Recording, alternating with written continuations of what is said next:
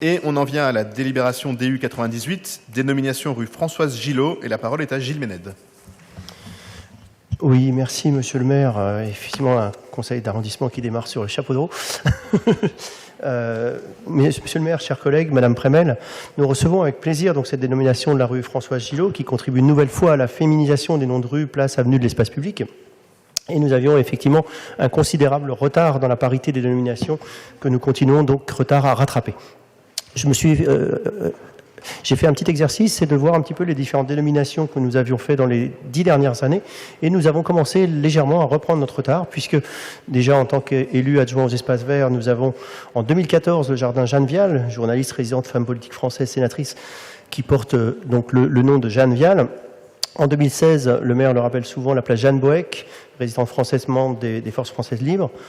Sur le quartier de Chapelle Internationale, la rue Eva Kotchever, sur cette écrivaine éminente juive polonaise soutenant la cause LGBT, morte de surcroît à Auschwitz en 1943. L'allée Lydia Becker, féministe britannique, qui a pris part au mouvement suffragiste anglais du 19e siècle pour le droit de vote des femmes et les droits des femmes en général. Et aussi la rue Mado-Morin, artiste française de théâtre que chacun connaît ici, mais qui est entre autres la mère de Patrick Devers.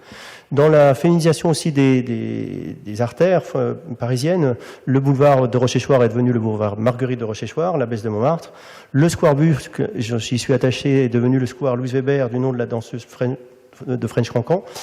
Le jardin du Musée Noir a été aussi inauguré pour cet artiste surréaliste célébré par Picasso. Et enfin, plus récemment, sur la porte de la Chapelle, nous avons déjà délibéré en 2022 sur l'esplanade Alice Milla, devant la Didas Arena, du nom de cette grande sportive, nageuse, hockeyeuse et rameuse française, et aussi en 2024 sur le gymnase Aimé Lallemand à la Didas Arena, du nom de cette militante associative, socialiste et féministe, championne du monde du 100 mètres et du javelot. Toutes ces dénominations ont déjà contribué à aller vers une meilleure représentation féminine dans l'espace public.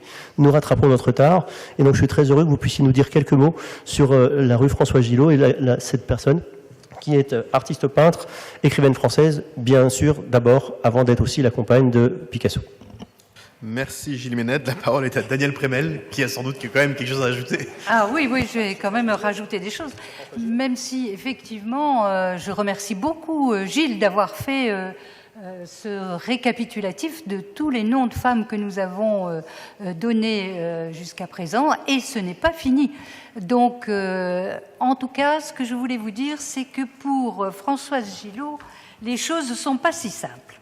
Parce que, effectivement, Françoise Gillot, artiste peintre qui a connu, mais elle a aussi subi le sort des femmes ou des compagnes des grands noms de peintres, sculpteurs, qui dans la lumière, eux, étaient dans la lumière, et par contre, les femmes sont rendues invisibles et masquées pour la plupart du temps. Alors je pense à beaucoup de femmes, on connaît bien Camille Claudel, mais aussi Lee Krasner, on connaît aussi Margaret Kahn, et qui a été complètement évincée par Walter Kahn. Alors effectivement, Françoise Gillot, qui fut la muse de l'épouse de Picasso, elle a réussi à ne pas rester quand même sous l'emprise du peintre pour mener sa propre carrière de peintre, et ceci aussi bien en France qu'en Grande-Bretagne ou aux États-Unis. Et c'est au cours d'une première exposition qu'elle avait faite en 1943 à Paris qu'elle rencontre Picasso, avec qui elle restera de 1944 à 1953, et ils auront 3 enfants. Picasso, du reste, la représentera sous l'apparence de la femme fleur.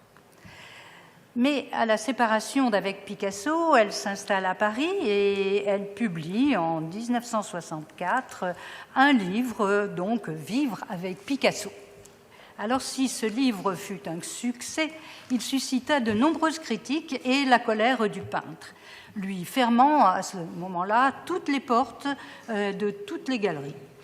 Pas de quoi déstabiliser Françoise, qui a un fort caractère et qui poursuivra sa carrière en Grande-Bretagne et aux États-Unis, où elle vécut jusqu'à sa mort. Malgré son talent, Françoise Gillot restait dans les esprits toujours la compagne de Pablo Picasso. Et chacune de ces interviews, c'était toujours l'occasion de parler de son ex illustre Picasso. Elle a peint pourtant jusqu'à sa mort. Son œuvre compte plus de 1600 toiles et près de 3500 dessins. Ces toiles sont présentes dans des collections du Metropolitan Museum et puis au Modern Art de New York et au Centre Pompidou à Paris. Elle décède à New York en 2023 elle avait dépassé 100 ans. Il faut rappeler qu'elle a été commandeur dans l'Ordre des Arts et des Lettres, officier de la Légion d'honneur et commandeur de l'Ordre national du mérite. Et parmi les hommages qui lui ont été rendus, James Ivory réalise le film Surviving Picasso en 1996. Alors je rappelle que nous avons une commission de dénomination qui donne effectivement, qui se réunit pas assez souvent à mon goût, mais qui se réunit et qui effectivement a donné le 31 janvier 2024, on s'est réunis et elle a donné un avis favorable au sujet de cette dénomination. Et cette dénomination de la rue Françoise Gillot sera attribuée sur une emprise constituée d'une partie de la place Constantin-Pecker et de la partie résiduelle de la rue Girardon, l'escalier, commençant avec l'avenue Junot. Alors je vous rappelle qu'effectivement, elle avait aussi son atelier à l'avenue Junot. Eh bien, conformément au plan annexé, si vous l'avez vu dans la délibération, elle pourra se trouver là. Et j'espère que nous ferons une belle inauguration pour cette femme de caractère. Alors aussi, il faut rappeler que ça sera l'occasion aussi de participer à toutes ces femmes peintres que nous avons dans Montmartre et dans le 18e, comme Marie Laurencin ou Suzanne Valadon. Alors je vous demande, si vous voulez bien, donc voter cette délibération. Je vous remercie. Merci beaucoup. Un petit mot de Christophe Girard.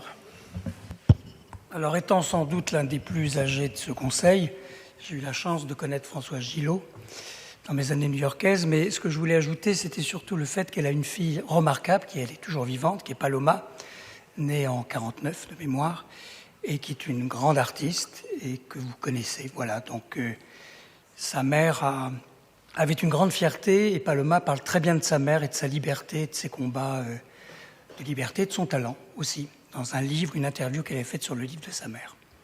Voilà, c'était juste petits éléments. Merci beaucoup. Et donc je mets aux voix la délibération DU 98 qui est pour, qui est contre, qui s'abstient, unanimité. Elle est adoptée.